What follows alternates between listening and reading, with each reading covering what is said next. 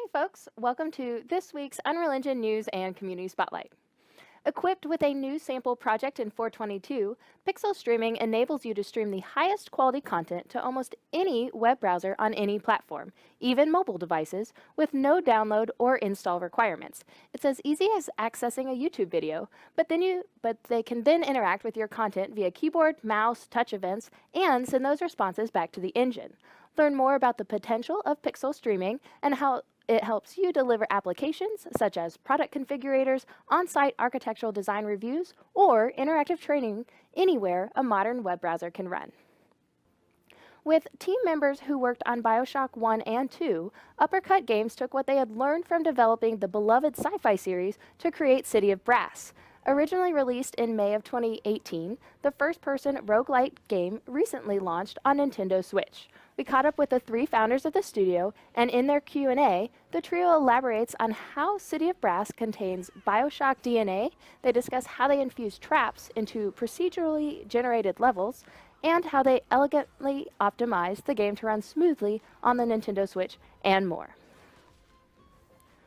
Over 40 Unreal Engine-powered games were showcased on the busy PAX East 2019 show floor in Boston, from highly anticipated AAA titles like Days Gone and Kingdom Hearts 3 to awe-inspiring indie games like Industries of Titan. The floor was packed with Unreal Engine projects. Celebrate these excellent UE-powered games and their developers who were at the event by checking out all the teams at the show. Grab a friend and get ready to jam. The Spring UE4 Jam Marketplace Takeover kicks off on May 2nd with a twist. Our special categories are focused on marketplace themes. Though we aren't paid to win, you can leverage all the great free assets that are available from Unreal Engine sponsored content, the Paragon assets, or our permanent libraries. We have loads of great sponsors lined up, so be sure to sign up today and get your team together. And for a different attempt at great prizes, we've partnered with NVIDIA for the DXR Spotlight contest. Submit your games and scenes that showcase our new ray tracing feature, and you could win a Titan RTX GPU. NVIDIA also released their new driver that provides DXR support for GTX 10 series graphics cards and higher, so you can get started today. On to our weekly Karma earners. Many thanks to Shadow River, Thompson N13, Nebula Games Inc., Duder Seb, Barioldo, Garner P57, Christoph Morva, Ikov, Clockwork, Ocean, and Everynone. These great folks has helped their fellow devs on AnswerHub, and you too could see your name up here if you hop on over and answer questions. Our first community spotlight this week is a Blade Runner 2049 meets Chinese cyberpunk-styled scene called CyberNeon. The year and a half of hard work has paid off. This colorful scene looks fantastic.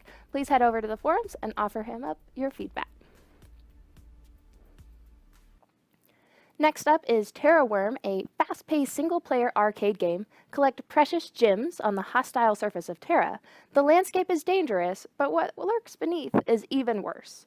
Grab as much as you can before you're eaten by the Terrawurm.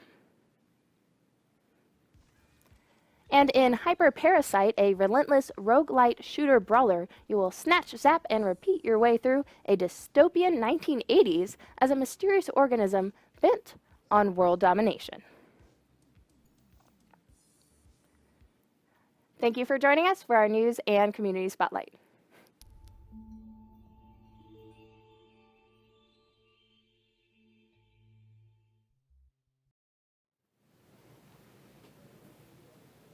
Oh, hey everyone! Welcome to the Unreal Engine live stream. We are live, certainly are. Today I've got technical writer Tim Hobson with me here, and fellow community manager Amanda Bott. And last week we released 422.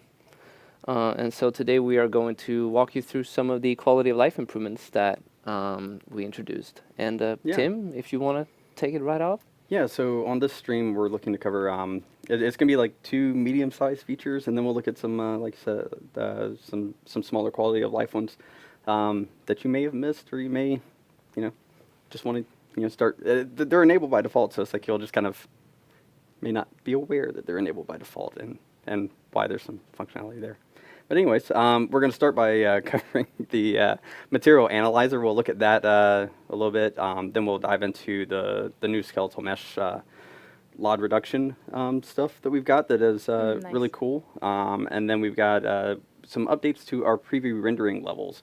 that enable you to be able to quickly toggle between things. And then we'll look at some of the selection and camera controls that we now have enabled by default, and really cool. And then probably finish up with some of the preview rendering settings that we can use in our viewports to kind of have those environments while we're looking at our editing of like skeletal meshes, static meshes, and all the material stuff. So It's great. Lots yeah. of yeah, great it's a lot of changes. little things, so it's we'll try and get right through it. So let me minimize this real quick. Okay, so with the material analyzer, let me go ahead and just open up that first, and then we'll kind of take a look, and I'll explain what it is, so that way you have something better than our little scene here to look at. So we'll dive right in. We go to Windows and then Developer Tools, and then we have this new option here for Material Analyzer. Let me drag it on screen here. So what this is it's a tool that offers, it allows you to select different materials in your project and look at the materials and material instances. And what you can do is it offers suggestions to help you kind of optimize performance there and to save permutations and how much data is being stored for your project. So I've got a one that I kind of hacked together yesterday. I'll tell you, it was kind of hard to find some of the ones we have in our sample projects that were bad. Like, I'm sure there are some out there that have, like, properties that are, kind of whatever, but, it's like that repeat and kind of show a good example, but this is one I just kind of threw together. So we'll ignore the type of they are, but this way we'll look at the different things that they offer you. So with the Material Analyzer, what we have here is we have this master material up here that I'm using, and then you can see any child instances below it. And what it shows is the number of children that you have for that material. So you'll notice here in my material instance, I've got my master material, my material instance, and then I've got 2 instances of that instance that may override different properties, or it may use static switches and whatnot. And then some of the columns here, so we've got like the base override properties where they may be overridden. So if I look at this Cliff instance here, I can see that I've overridden some of the base properties there for opacity, mask clip value, the type of blend mode that's being used. I've changed that to mask. I've just selected some random options here just to kind of show those. And then we also look at material layer properties. I have none in any of these. Or material layer parameters, I should say. And then some static switch parameters, for instance. So let's look at this. So between my Cliff instance 1 and the instance of an instance, you can see here that I've got is new shading model false, and I'm using that here as well. So what you'll see down here in the bottom portion for the suggestions is it's calling out these materials that I've got. So my instance 1 and then my instance itself that are sharing those 2 properties. So what you can do with this, and right now it's just a suggestion, so there's a lot of manual work and going back and actually opening these materials and changing it, but you can reparent those so that way it's like, these things that are sharing parameters here or properties that have been overridden together, you can share those to save on some of that permutation. And this has been an entire manual process before. You Yeah. actually would have to go in and look, do I use this one here and in the other instance and compare it? You'd have to have both open, and you sit there and you just do a diff on your screen and kind of, if you're trying to get that granular with saving things. And here you've got this really awesome new tool that goes ahead and points out those things for you where it's possible to save in your instances. So it's a really kind of cool thing, and it's like I know the future of this, we would want to be able to automate that process a little bit more. So that way it's like, you don't have to sit here and, just take the suggestion and go and still manually do it. Because the system already knows here, like it has a clear suggestion, and we could actually act on that. Right, and with this too, it's like we're only looking at a few properties, so it's like I don't know if that'll be expanded in the future, but that may be a possibility. But the thing is too, so with the suggestions here, you can actually create a local collection that you can actually access through your content browser and be able to actually have both of those visible. Let me see if I can get the content browser here real quick. And then Yeah, we have to turn on. Yeah, show collections here. So if you go to the content browser and then you go to your view options, you may not have it enabled already, but there's the option here for show collections. And collections can be used for any type of view asset, right? It should be, yeah, I believe. And then here I've got my collection down here in the bottom of my content browser. Let me make this a little bigger. That'll actually have both those instances right there, so that way you can easily access them. It's not changing the location of where they are in any of the folder structure, so it's just putting these here together so that way for quick reference, and so that way you can reparent or go through and just make some of the edits that have been suggested. And then you can get rid of the collection once you're done. Yep. That one particular. Absolutely. And you just right click, then delete, and it's gone.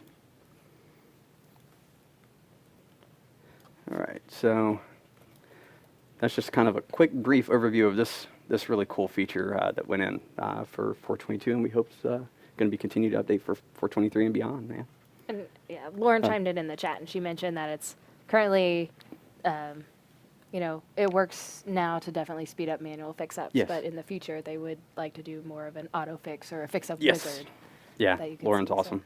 awesome. She does these really awesome like quality of life things. Yes. Man. It's like Lauren's making everyone's lives better. anytime I see her emails come through, like where she's like, oh, I've done this and this. I'm like, Ooh, what is it? How is she saving me today? So, yeah. So, okay. So, I guess that's it for that one. And let's move on to the Skeletal Mesh Reduction Tool. We've got almost 10 new pages. Like 7 of them are like how-tos, or actually, like the majority of them are how-tos. What's that? That's great. Okay. So yeah, it was like, we got a bunch of how-tos to kind of walk you through some of the stuff that I'm going to show you today. But I figured it's easier to kind of see it in action and how this stuff works. So almost like I've got 2 skeletal meshes here. One is not going to be edited at all. It's just I downloaded these off the marketplace. This is our still character from Paragon, which is all available on the marketplace for free to download and check out. So you can recreate any of this that you would like at home.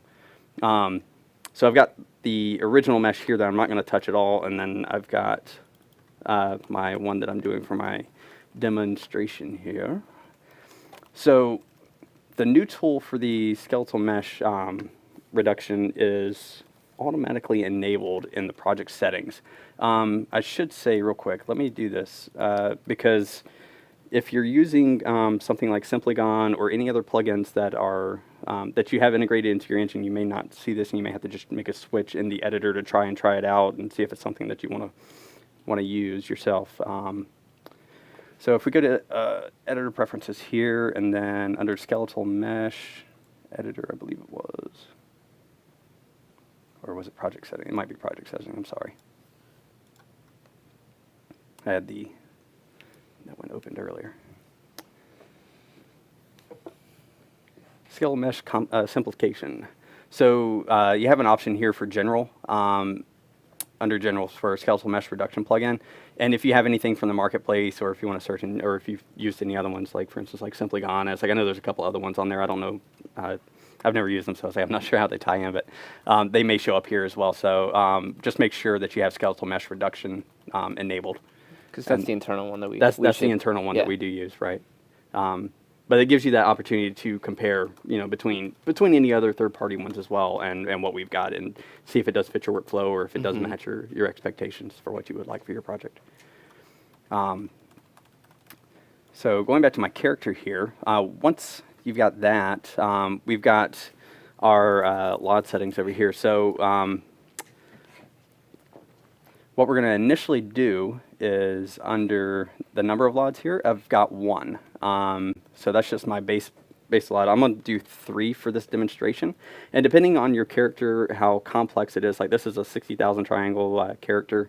If you have any larger ones, or if you do like more than the number of LODs that I'm doing, it may take a little bit of time to generate. This goes fairly quickly. And then we're done with our LOD generation. So whenever you do that, it automatically generates the first time. And what we get is you can choose up here to select a specific LOD. So we can go and switch between them. The one thing I do like, just for editing purposes, if you're working on multiple ones, is to hit custom. And what that does is that goes ahead and it shows all 3 or all however many number of LODs that you do have. It goes ahead and just displays everything right there for quick editing without a lot of... It also highlights that it's generated, so if you did Yes, have some that you created yourself, you can see which ones. Yes, there's actually options down here for like when you regenerate an asset or generate one, you can choose how you re-import stuff, and then the reduction here, you can actually choose re-import a new file if you want to use something completely different, or something that you generated yourself. So whenever you do generate the different LODs, it's going to automatically go ahead and start filling in some information. So it'll go ahead and just do some automatic screen sizes for there, and then it does some automatic stuff for some of the different things I'm going to show here for like bone prioritization, which isn't used for without, and then the weighting, and then the under reduction settings here, some of the volumetric correction stuff that we have documentation for as well. So let's see here. The first thing I want to show is the termination criterion. So whenever the LODs are generated, you can actually choose the type of generation that you want to do for that LOD. So for instance, it can be via triangles, it can be by the vertices. You have this option for first % satisfied, and what that'll do is it'll look at triangles and vertices and whatever your max count is. So for instance here, triangles is selected, and I'm doing a percentage of 25% reduction for LOD 2. So that's taking it down to 7,500 triangles. If I do first % and regenerate, what that'll do is actually whichever 25% it hits first, whether it's vertices or whether it's triangles, will be the option that it uses. So, and then the next option we have is max triangles and max vertices, where you can actually specify the actual number of vertices or triangles that you do want. So for instance, like if I typed in here that I want it to be 5,000 for this, it won't go, it'll get as close to 5,000 as possible. And then the same is true for the first max satisfied. It'll do the same thing, and whichever max vertices or triangles it reaches first. So if I selected that, it actually gives me the option to put in both here. So I can actually do, let's just say 6,000 verts versus 5,000 triangles, whichever one it hits first. So if you had a strict budget and you knew that this is what we can have. Yeah, and this is it's definitely a really kind of like it gives you like all the settings and properties and knobs and bells and whistles that you want to kind of tweak to fit your needs. Okay, so the first thing I want to look at here, and I'm going to use the our lowest LOD for 2, just because it's easier to see on some of the stuff. I'm actually going to take a little bit of side angle because it's a little easier to see some of this stuff come back in. So for bone prioritization, let's say for instance that like here on the head, for instance, we notice that it starts to get a little bit more pointy, or and it's like it may not be the proper silhouette that I want from whatever the distance is that I have for this character. So I can prioritize any bones that I want. It may even be something like oh, the fingers get they start to lose too much geometry and get a little too pointy. You can make sure that you select whatever number of bones, or that based on the skeleton, to actually fill that and say, hey, this is an area that I want to focus on and make sure that it retains that original look and silhouette that I want. So I'm going to go and put this back on triangles had originally. And then I'm going to go back up here, and then under, let me actually mess with LOD 2 here. Under the option for bone prioritization, I'm going to select, and I'm going to choose my head. And then I'm going to give it a really, let's see here, the weight prioritization is what I'm going to want to do. I'm just going to use a really high value of like 5,000. And then I'm going to regenerate. That should just take just a second. And then now what you're seeing is I've still got a lot of that shape to the head that I originally had. So if I switch here between lot 0, 1, I didn't do any bone prioritization on that one, so you can see the difference there, and then you start to see more of that shape. And that's fast. That's essentially cutting the entire workflow, having to do the LED reduction in your DCC tool, and then exporting it, having a look at it. Here you can sit, fiddle, and see the results in Engine. Right. Yeah, and again, depending on the complexity of your mesh and and what we have going on here, cancel save. Yeah, it can go very quickly. So the next one we're going to look at is there's an option on here for lock mesh edges, and I'm just going to build on top of what I've got here. So I've retained the shape that I really want for this head section, but what you'll notice is that as part of the reduction, his headpiece here has gotten this really sharp edge now, and it's more of just kind of like this this 90-degree bracket. It kind of cuts into his forehead a little bit, and you got this hole that you can kind of see through. And also up here on some of this, almost looks like these little bunny ears that you can kind of see through up here. So very fitting for Easter, right? Yeah. So, Perfect. Man, I should have been more prepared for that. Let's Got see some here. bunnies instead. So under here, under lock mesh edges, all you gotta do is just click a box, let's regenerate, and then what you'll see is now those vertices have been merged a little bit more. So even though I've got a little bit more of a rhino point up here, I now don't get these pieces like where it's kind of being seen through. I'm still holding to that budget of like that I originally set for the triangles of 25%. That doesn't really change. You may get a few more verts out of it just from where those triangles are now meeting and coming together. But So it's essentially saying that, hey, this angle is too steep, and so don't do the LED reduction as hard right there. right. Yeah. So it's like yeah, that's the the main benefit right there. So. And then the last one here that I kind of want to build on before we start showing some other stuff with it is the volumetric correction. So this is a slider that goes between a value of 0 and 1. And let me get my notes. So a value of 1 maintains a really balanced volume that is close to the original silhouette of the mesh. When you start to go lower, what it tends to do is it flattens more surfaces. So like maybe the bulbousness around like the arms and the shape of the arms there may get flattened out a little bit more than it would have originally. Okay. And as you start to use higher values, so like if we just max it out at 2, it starts to accentuate those curves a little bit more. So it may puff out the geometry a little bit.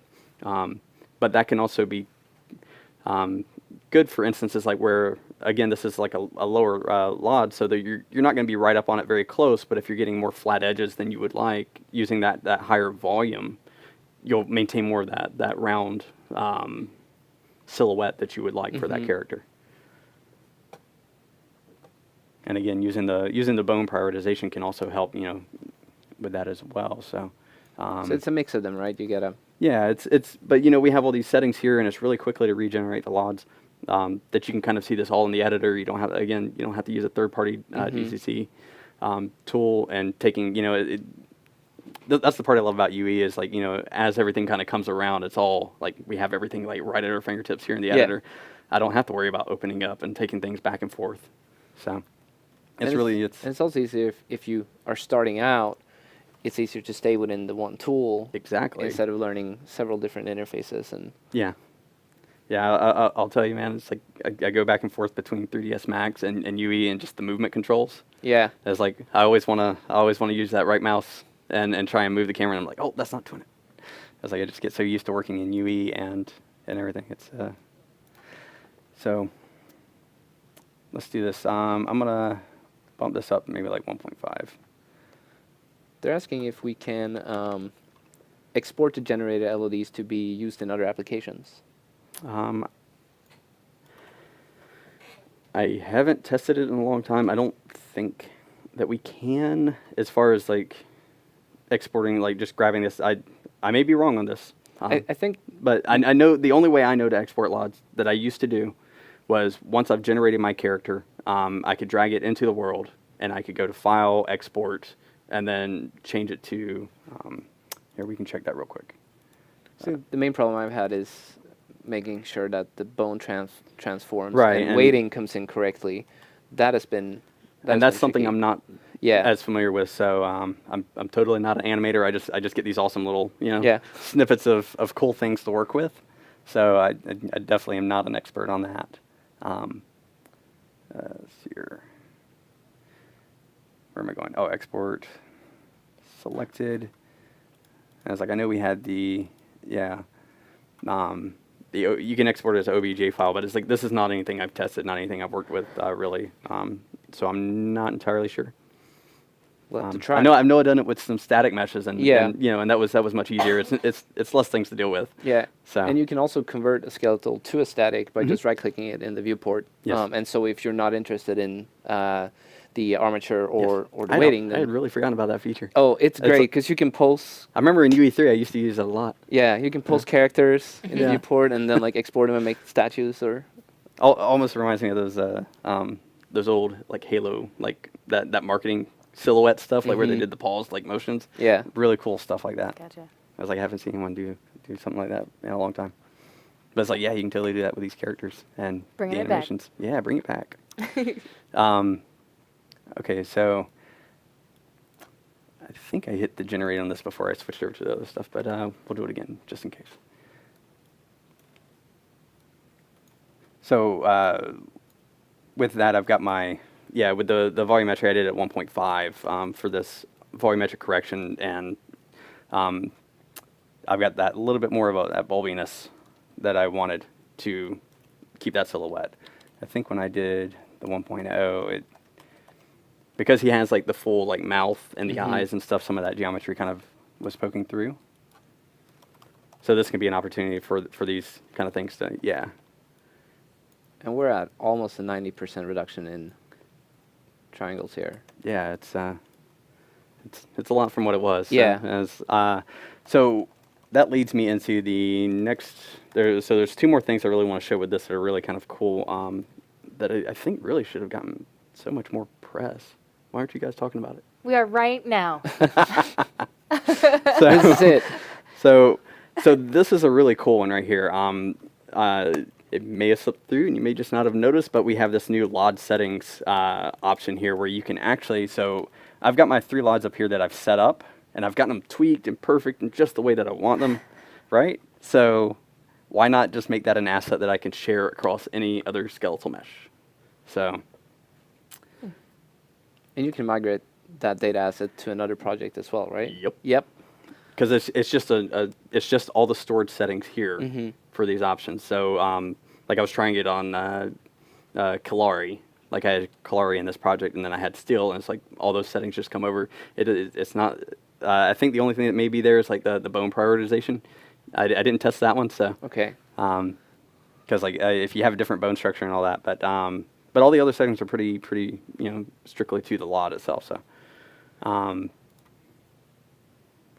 But yeah, we can just go here and just click generate asset, give it a name, and then I can just take that whatever other character I want, and it'll work. So again, it's just an asset that should be able to transfer.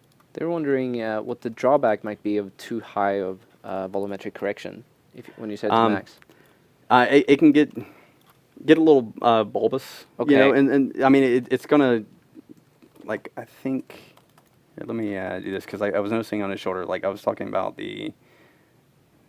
Okay, so whenever you do attach an asset, by the way, you lose some of the edit properties up here. So something to be aware of. So I'm gonna clear that so I can come back here, and I'm gonna put this back to 2. And I noticed on his, just to give you an idea of the of how it does retain that shape and pump it up a little bit. Oh, you know what? Didn't do it this time. Why? Because you're live. I know, right? Before it was taking the shoulder here and it was stretching it up just a little bit. Let me see if I have another setting here that I was using before. There might also be some floating point. Yeah, it might errors be. that- I don't know enough about the technical. Yeah. Like underlying like awesomeness of it all. I just know I tweak some settings on some of these, and it's just like, oh, that really works really awesome. I can use this. Thank you, programmers. I know, right? But let me show the alternative too, because I think I had taught about it, but didn't show. And since it goes really quickly, we can go to 0. Too bulbous. It might get too bulbous. So we'll go the opposite direction and get a little bit more of some of those flat edges. So yeah, Nice. so as you can see here, he almost looks like someone from Resident Evil, right? Yep. Ooh, yeah. It starts to flatten out some of those areas a little bit more, so the face got flattened a little bit more. Notice the shoulders are now a little bit more triangles. Yeah. Same with the arms. And so it's more the visual of it. It doesn't actually affect Yeah, so- triangle or Yeah, so our triangles stayed exactly the same. So we're still at 7524 and then 6208. None of that changed. But some of the silhouettes, so if we look at the shoulders here again, this is a very far off lot. So you may use it on maybe one that's closer and not this really small one. Also, it's going to lead into the next thing that I talk about right after I show this. So if we go back to 1 for our standard, you should see those shoulders. Get a little bit more detail on the arm there. It's not as flattened out. Okay, so that leads me to pretty much the last thing on this that is really awesome. And I'm going to click that because I want to show it. So we have a minimum LOD down here that you can set for the mesh itself. But we also have this awesome little plus button here that when you click it and expand it, you get to choose what platform you want to set to be your base LOD. So we know that this really highly detailed model may not be as performant for mobile. So what we can say is we can click Android here and say, okay, you know what? I want 2 to be my base mesh. And that's where it leads back to some of these other settings up here. It's like you'll want to tweak these. If that's going to be your base mesh on mobile, then you'll want to use some of these settings to kind of caress and get that corrector the way that you want it to look. right. So I've got that set, and then I'm going to leave it there for a second, and we're going to come back to this part, but I just wanted to show that I've set here this LOD to being, and I'm going to jump into the next feature that we want to show because it all falls back to being able to edit in the editor and do all this stuff all together. So we have this setting called the preview rendering levels that enables you to work in your main viewport here for the platform that you're developing for. So if I go to settings and I go down to preview rendering level, you can see here that I've already enabled Android ES 3.1 as my option. I'm not going to click another one because it takes about 4 minutes or so on the machine. Yeah, we've already compiled shaders. Yeah, we've already compiled shaders for this one because it's going to initially compile shaders. So this was a feature that has been in the engine for a while, but it got a really awesome kind of upgrade for 422. So I've got the Android ES 3.1 selected. It's already been compiled. But you notice here that everything looks like really highly detailed. I'm not seeing the normal rendering for mobile. So it's like I've got my screen space reflections, but I've got this new awesome button up here that says ES 3.1 for the one that I selected, and it's got the no sign, so it's already marked out. But if I toggle it, I can instantly now toggle between SM5 for desktop and Windows and whatnot, and the platform that I selected, this being, again, Android ES 3.1. It's a quick way to just double check that. Oh, what I just did will work on the lower end platforms or consoles. So we're going to do that whole infomercial thing and more, because this isn't just for our viewport any longer. It's now for any viewport. So as I switch between here, I'm now switching any viewport that I have. So we have any of the materials that you work with, blueprints. Yeah, blueprints, skeletal mesh, static mesh, anything that has the viewport in it. You've now got this option to sit here and switch. Really quickly, between that selected platform. So if you're working on Android like all day long and it's like, I need to get all this and make sure it's right, and I don't have to constantly worry about deploying to the device to check something out or drag it into your main viewport level, you can now do this option. So that's a really cool feature that kind of came along. And then, but I think I had said it. So let me save this real quick. Yeah, when you showed it, we can add more. So it's not just one either. yeah, you can. So we can do console. You can do yeah. whatever. Let's just say iOS as well. So you can go and say, okay, well on iOS I want to have this. On console I want to have 0. Yeah, you can totally set it for whatever platforms that you're targeting. You know, if there's different ones that you want to target for. So, and then. Let me see, save my guy, and this should, make sure you're switching my guy. It should be switching my,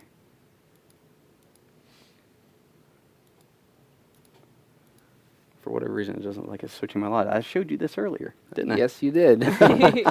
Yesterday and earlier. Okay, I'll come back to that in a second. As we start to look at some more stuff. So we also have, let's show this real quick. So with the preview scene updates, I've actually got an image I'm going to show a before and after with. Okay, so with preview scene settings that you can find in any of your tool editors, you know, for materials, skeletal mesh, blueprints, all this.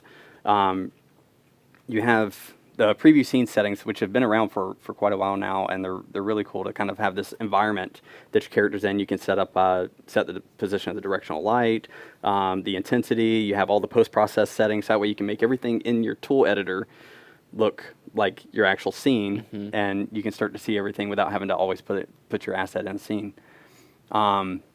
So we did a reorganization of a lot of that and added a couple of things to it for 422. So everything's much more streamlined now. We've got everything in these nice little drop-down carrots. And then you can also use the environment color is now a really... the environment color can now be used with all of our dynamic lighting and everything that is in the scene. And if you're using ray tracing, all of that stuff works in the viewport too.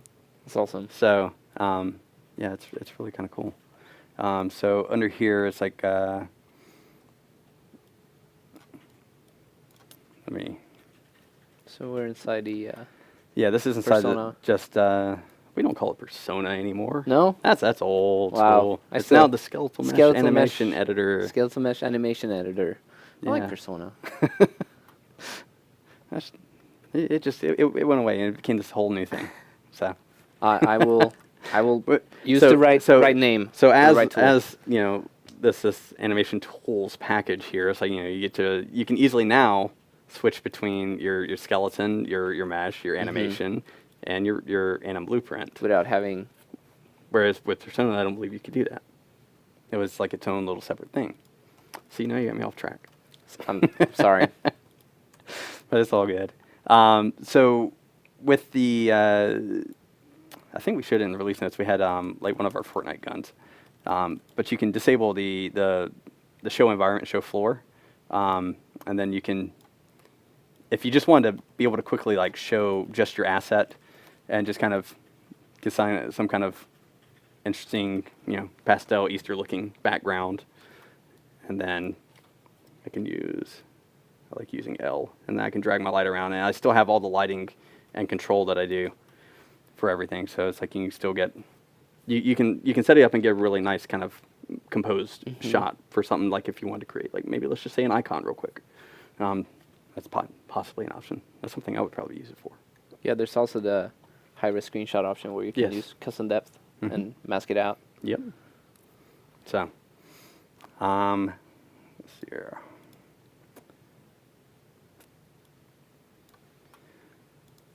Okay. All right. So I think I had some guys set up over here just to show everyone the LOD difference. I set them up and I forced them to be a different one. I'll just show this real quick since I briefly showed it. Called it out of the corner. I wasn't going to swing over here, but so this is our base one. This is all the auto-generated stuff as well. So it's just to give you an idea. So this is LOD 1, and then LOD 2. So and it's like they all. Actually, that one looks like LOD 1. I might have said something wrong. We'll just avoid that section.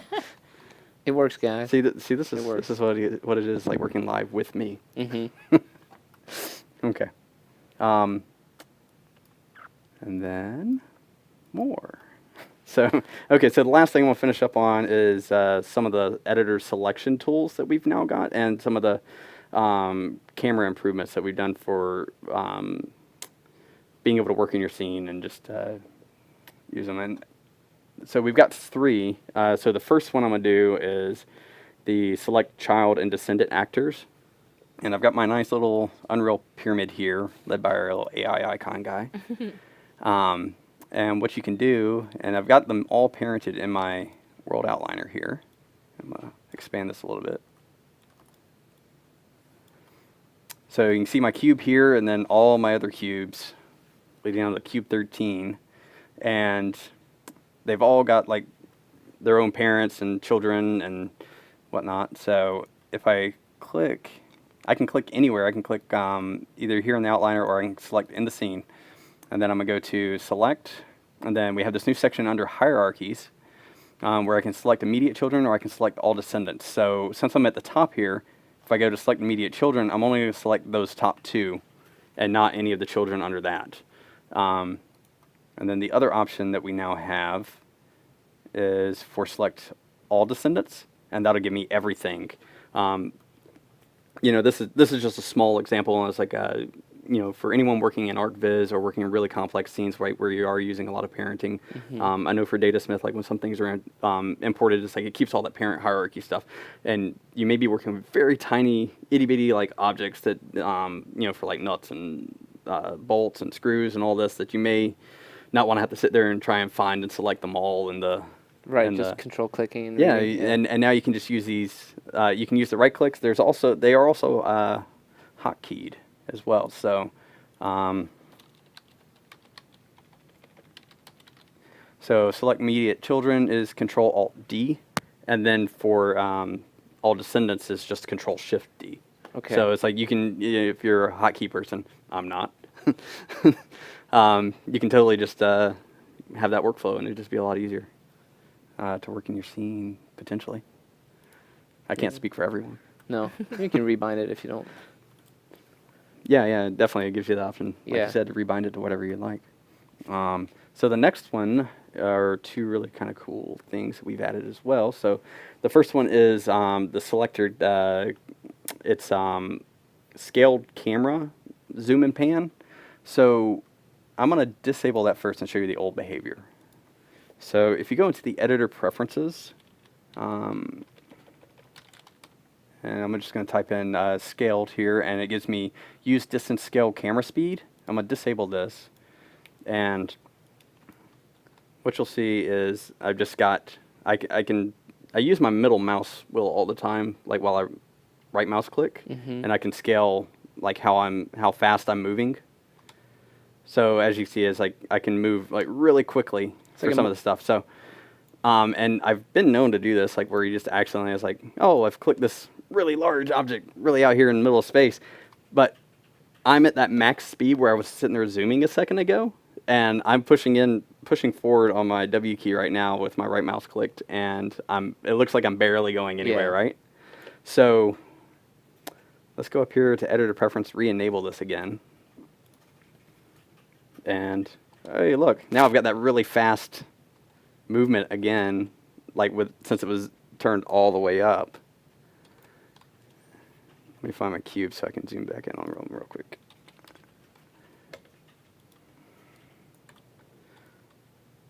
F to focus. Yeah. Oh yeah. F to focus. F right. to focus. Yep. I need to start talking more when I'm hitting random buttons, right? Instead of just assuming. Except everyone will know them, and that's like one of the keys I use more than anything. Oh yeah, I use it all the time too. It's like use it in 3ds Max a lot too. It's like it's one of those really useful things. But so I'm back in like my mid-ground scaled focus, and as you'll notice is like, okay, I've got this nice movement speed that I got here, and then let me select the really far off sky sphere again. Oh, let me left mouse click, and then hit F to focus. And then you'll notice that now I've retained some of that speed for the scale of the object and how far I am actually away from it. So I'm not really just kind of like doing this super small thing.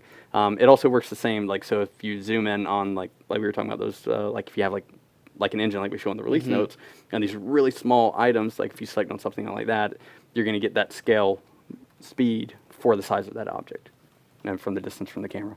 And you'll see that a lot in like procedural building, construction scripts and such, right? Yeah. So, select my cube, go back again.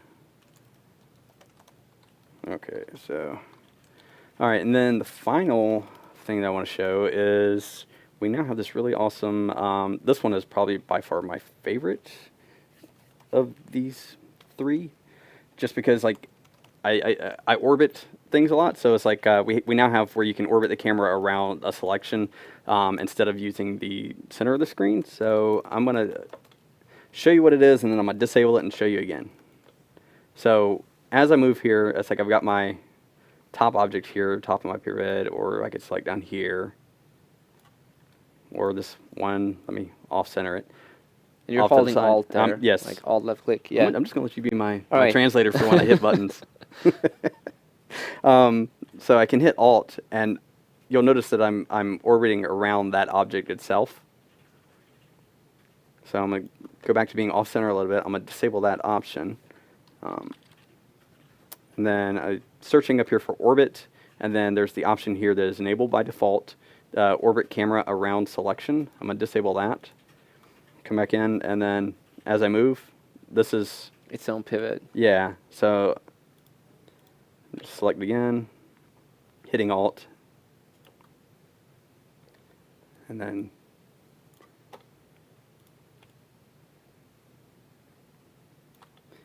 sometimes you'll get the like it's almost feels like it's a little inconsistent at times, because like you'll sometimes orbit around the object still, but it's still around that center screen. So you may swing under geometry a little bit differently, but you're not focused on that one object. And it's like as we go back and we'll re-enable this option again for, again, it's called orbit camera around selection.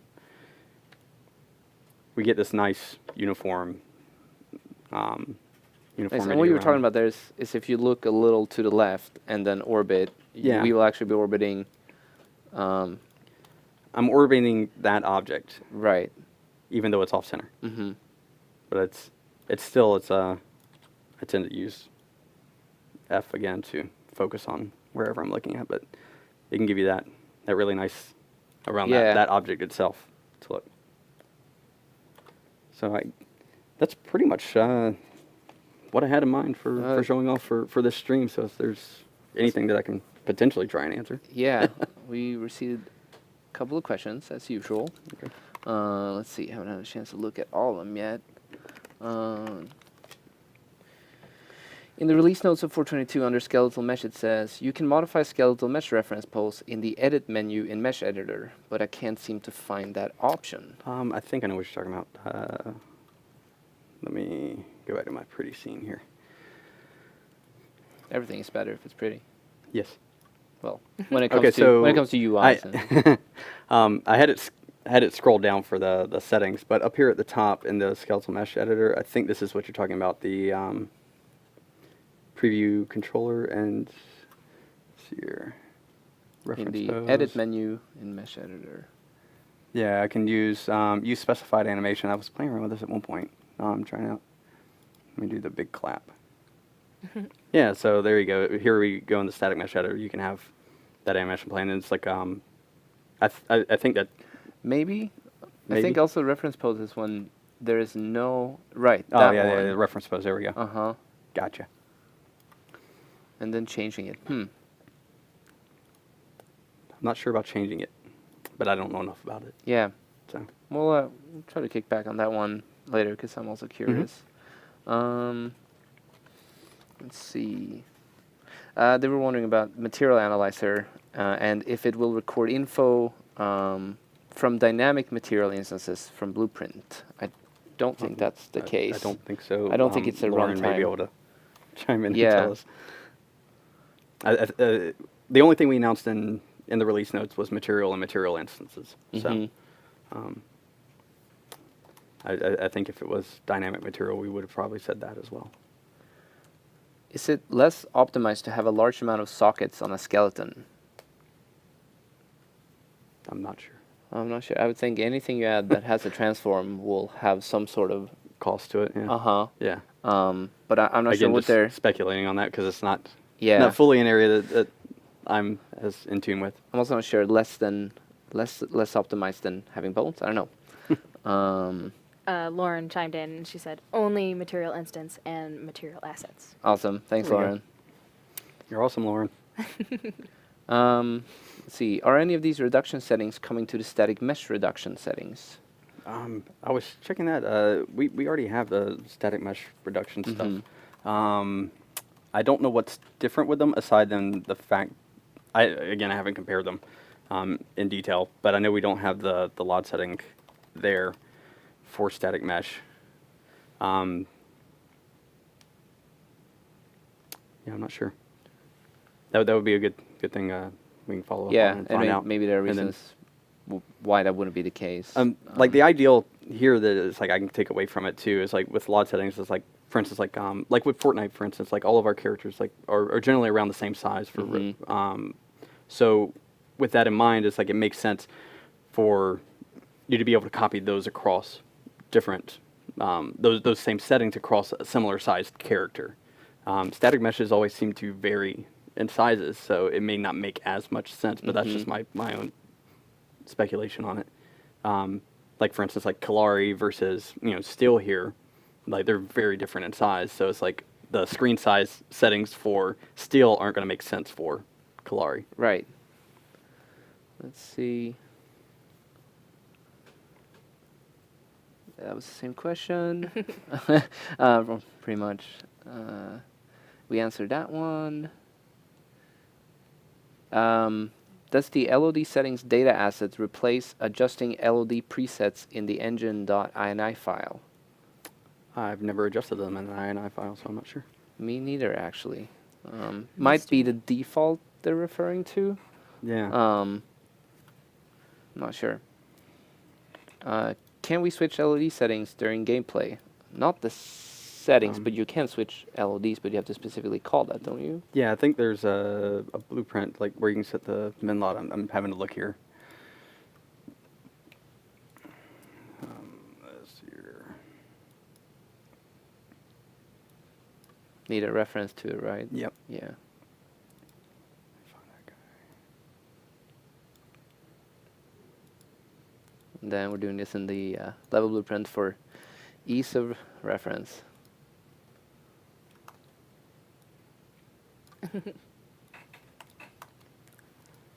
Again, don't know if this is. We're doing it live. Just Figure winging this it. out. It's fine. Yeah, set min lot. Yeah. Yeah, there you go. Set force too. You had a There you set go. force as well. Okay. We can see if that one actually will do it at runtime.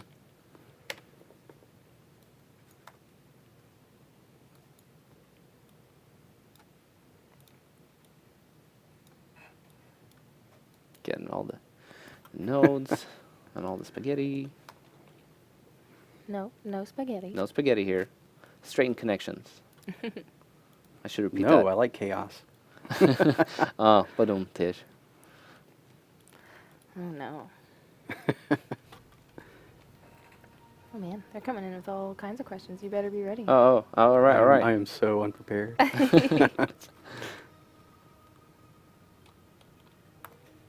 See, like how big he is, like compared to just like my normal base character.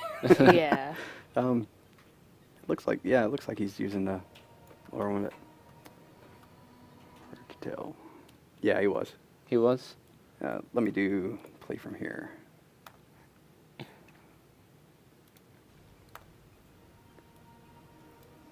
Can we pick a very... I'm looking at his shoulder where it's a little bit more jagged there. Yeah, it's certainly... And then hit escape and And Yeah, boom. look yeah, at that. Yeah, there we Alright. go. We're forcing it. Yeah, so if you do want to call at a that. specific one, Yeah. you can use set forced. Doing it live. Let's see. About skeletal mesh LODs. Materials use same textures and UVs or do they generate new ones? Should be this. It should be the same. Yeah. Yeah. Because all we're doing is just reducing the geometry here, Mhm. and the number of vertices. So that probably goes back to some of the stuff I was saying with the volumetric correction, like where when you use that really larger value, it's gonna push out some of those. And it's like that's where I was seeing that stretching, and one is like that I couldn't reproduce here. So for whatever settings I had. I'm not sure. Why can't you use additional mesh collections in Skeletal Mesh's preview now? Huh? Additional mesh collections. I don't actually know what that is. I don't know what that is. Nope. When looking down in viewport, camera panning works in a way where it does not move horizontally, but instead it goes front back. Could this be fixed in a way Oh, that's a whole other. cam moves sideways? Could this be fixed Oh, when I cam see what you're moves saying. Like, sideways? because it's looking at the forward direction of my camera looking down, Mhm. and I'm pushing W, which you would think was forward, but it's really just following the camera direction. Right. That's not anything. Not sure. That- It might. yeah. Yeah. That's more of like a suggested feature. I would. kind of, Yeah, I would like- suggest look for whichever DCC tool that might be the case, and see if someone has either made a plugin or customization to sort of try to Yeah, because have a Emulate similar. that, yeah. Emulate that. as I right mouse click and look around, it's like the W is always forward. So even if I'm looking down, it's forward. It's not looking at that separately. It's not like your head is looking down and you're still moving your legs Yeah. and walking forward. So it doesn't. Let's see. And then we got an MMO networking question, which I don't think we're ready ready to answer. Oh, I can't do any networking stuff. What, you're not ready to build an MMO this Oh, afternoon? we got editor utility widgets from last week. I saw someone make a make game button, right? Yep. There you go. That's great. I have to make sure I watch that. That's all I ever Because wanted. that's the only way I would ever get some kind of MMO networking. There are a few solutions being developed. It's quite an interesting space right now. See if there's anything else I missed here that we might be able to. Were there any more questions coming in? Let's see. Um, I was asking if the skeletal mesh LOD settings input, does it replace or supplement the LOD settings in the INI file? Do you know? I have no idea on the INI files. Mystery. Good question. did have a question. Are we talking about the? Was that talking about this It's like asset? the LOD settings input. Yeah. Or Yeah. So I I think think it's it's that asking one. is like, For does it this? override or does it supplement the ones that exist? I mean, since you can put it in and clear it out, I imagine it just supplements. That's just my best guess.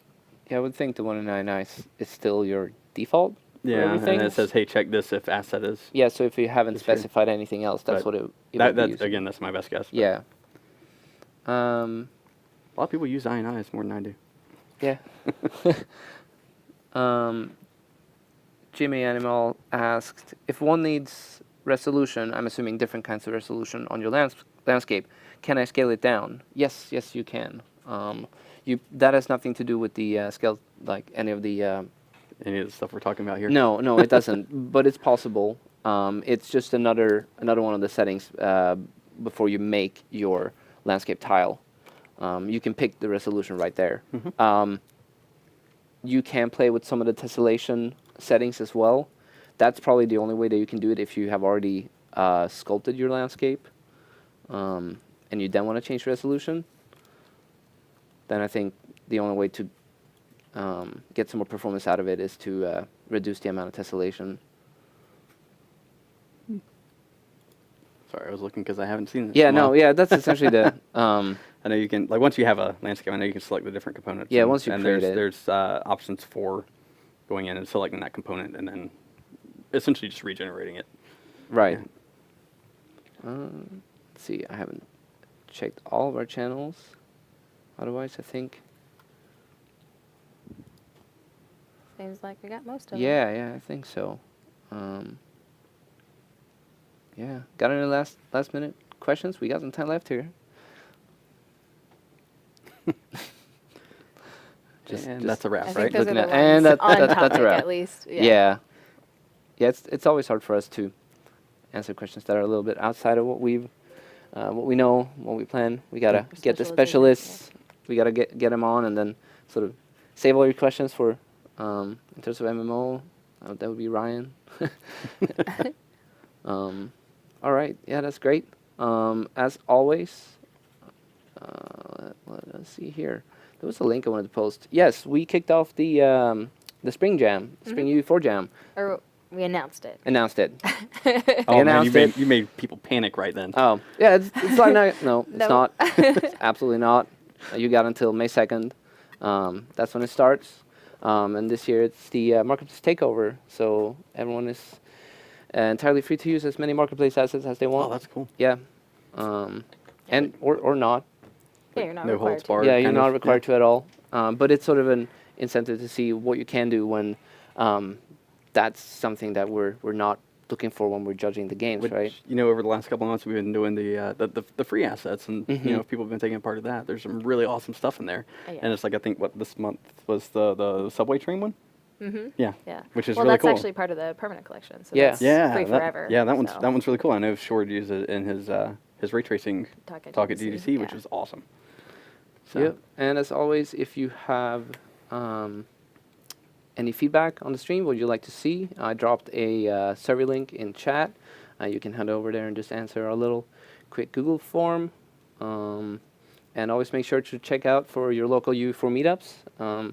I know that Oslo is looking for an organizer, and so if anyone over there is watching and feel like they want to keep the torch going, they should definitely do that. Also, as you've seen at the beginning of our live streams, we have our community spotlights.